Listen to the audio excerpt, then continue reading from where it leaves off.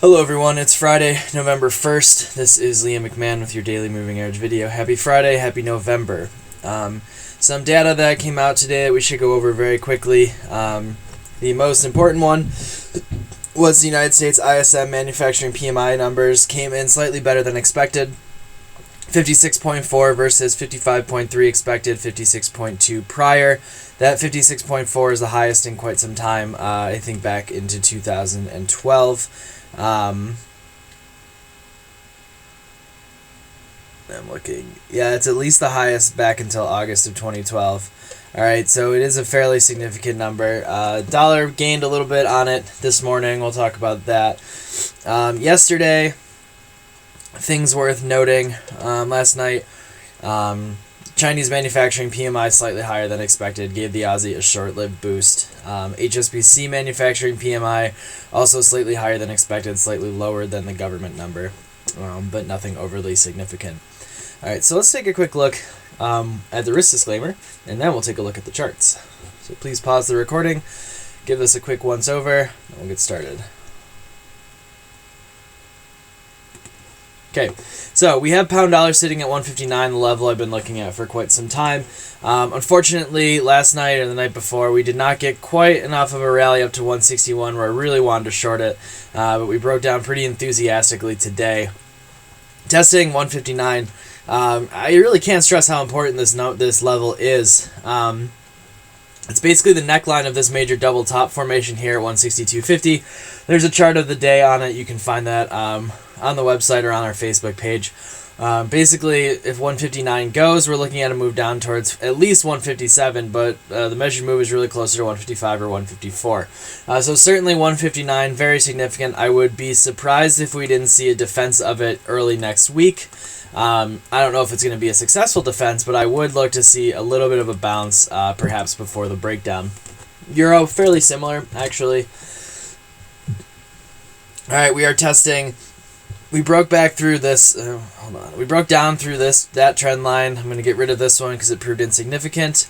I'm going to get rid of this one because it's been destroyed. So we have the next major trend line comes in about 134.45. But we are, I think it is important to note, sitting on some pretty decent horizontal levels here. All right. So again, another level where we very well could see a bounce. If we do see a bounce here, we could form a very large right shoulder.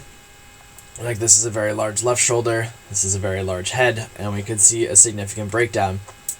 I've pointed this out several times. This euro reversal has come right off that 618% fib from the 149.40 high to the 120.41 low. All right, so this is a very significant potential reversal here. If we do manage to clear this daily trend line, all right, I mean, this is just an insane move lower these past 3 days. Really, I mean, we peaked at 138. We're at 134 right now. So just shy of 400 pips in 3-4 days. So pretty significant sell-off. The one thing that we should note, all right, a lot of this sell-off came after disappointing employment and inflation numbers out of the Eurozone.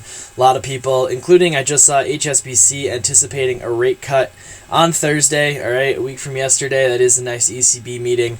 I'm less convinced. I think either way, the market is going to be hedged pretty nicely on that ECB decision, so we should see a lot of volatility on that. I frankly do not think we see a cut. I think that is why we saw Nowotny speaking earlier this week saying there's not going to be a cut. I think he was warming up the market to that idea, knowing what these numbers are going to be. We'll see if they do cut. Expect the euro to continue its decline. On the other hand, if they stand pat, could very well see a nice little bounce here off of this trend line or even this horizontal level back up towards 136, where then again I would still like to short it. Let's take a look at Aussie and Kiwi. All right, Aussie dollar broke below its 200 period EMA. It's rejecting off a 50% fib from the 105.82 highs to the 88.47 lows. So that may be continuing its dominant trend. You can see we broke this trend line here. Looks pretty good for lower prices. I don't see a ton in the way of support on Aussie dollar. Kiwi dollar, I do see some support. Obviously, we do have these previous lows here around 82. Still expecting Kiwi to manage to work its way back up towards maybe 83.25 before a stronger reversal. So I am keeping my eye out for that. I would like to sell Kiwi higher, which means on Aussie Kiwi, all right, I'm still looking to buy this pair lower, as I'm still expecting a little bit of Kiwi strength. Looking for a move down towards about 114 before a rally higher. Again, as most of you probably know, I'm not a big trader of Aussie Kiwi, but it is a pair I am actually now keeping my eye on, because this is a very attractive fundamental and technical combination here on this pair. Some of the other pairs, cross pairs here. Pound Kiwi, all right, still watching this budding type flag formation here. It's been highly volatile within the flag. We have not gotten a sustained breakout, but to be honest, it's holding up pretty well considering the pound sell-off that we saw.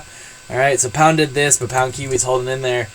So I do think we may be able to see one last, or at least one more strong move higher out of pound Kiwi, targeting about 197. EuroCAD, all right, broke down here through that support 200 period EMA horizontal level. Looks good for lower prices, though we may see a brief correction to the upside first. Dollar CAD, still looking for 105. Came about 8 pips short. 4 pips short, but now it's really more 105 aligns with the trend line. There, the trend line was about 10 pips above. So still looking for that. May give CAD crosses, though, a bit of a boost. You can see Aussie CAD about to hit some very significant support. Kiwi CAD testing a 200 period EMA. This one looks like it's going to start to break down soon. Pound CAD, all right, sell off here. Continuing testing its major moving average support right now, 200 period EMA on the 4-hour chart. E-mini futures. Let's take a quick look at that. E-minis have broke back within that channel, testing the 50-day... actually, let's flip this to the daily. Let's get these daily moving averages up here. Okay, it's got 1704 is the 50-day. We could play catch-up down to there. All right, which at that point, fairly significant sell-off. But that bottom line is really the major support. This combined with the 100-day EMA, which, as you can see, we have not been able to spend a significant amount of time under. Broke under, broke back, couldn't break under, really couldn't break under, really broke under, broke back very quickly. So that's major support. That's 1675. Other thing to keep an eye on is oil. Oil has just dumped lately.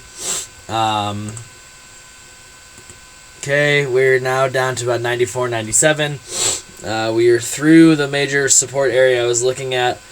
Without really too much of a problem. Don't see a ton in the way of support here for oil either. So we may see the oil sell-off continue. Gold has also turned lower. All right, really since the FOMC decision earlier this week, has not been able to catch a bid since then. Last but not least, let's take a quick look at dollar yen. Dollar yen is now at 98.79, just shy of that 99 target I've been spouting for a very long time. Now we're at the question mark point, and we'll see where we go from here. A breakout here above 99 looks very, very good for longs. On the other hand, a reversal down back towards about 97.50 would be a very excellent opportunity to reload on those longs, and a break below 97 would open up some room to the downside. So definitely dollar yen should be on your radar next week at some major resistance. We'll see if the dollar has the oomph to push it through, or if we're going to start to fall back a little bit lower here. So definitely keep your eye on that. Definitely keep your eye on the euro and the pound as well, as they sit near their major support areas. We may not see a bounce, but the odds, I think, are in the favor of a slight bounce here early in the week, before perhaps some dramatic selling around the ECB and Bank of England rate decisions that we have next week. All right, thanks for listening. Good luck trading next week, guys. I will talk to you soon. Good luck trading. Enjoy your weekend, and talk to you later.